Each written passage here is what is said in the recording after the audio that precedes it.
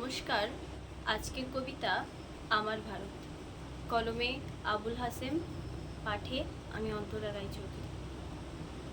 ভারত মায়ের টানছে আঁচল, ওই যে পাপী দুঃশাসন, মঞ্চ জুড়ে শিয়াল কুকুর ভাগ করেছে সোনার আসন। দুর্যোধনের নগ্ন উরু, ধর্ম মাঝে বন্দি শ্বাস, কুরুক্ষেত্রে সবাই মাতে, কালো মেঘের ওই অবকাশ। অন্ধ রাজার সিংহাসনে চোখের মাঝে ধর্মঠুলি, প্রতিশ্রুতির নোংরা ভাবে মিথ্যে তাদের তাসের বলি। কর্ণের চাকা মাটিতে লুটাই, দ্রৌপদীর হয় বস্ত্রহরণ, পঞ্চপাণ্ডব দাঁড়িয়ে দেখে চিত্ত মাঝে বিষাদরণ। অর্জুনও আজ লক্ষ্য ভেদে সঠিক স্থানে পায় না খুঁজে, শকুনি আজ খেলছে পাশা, মেনে নিচ্ছে সব মুখ বুঝে।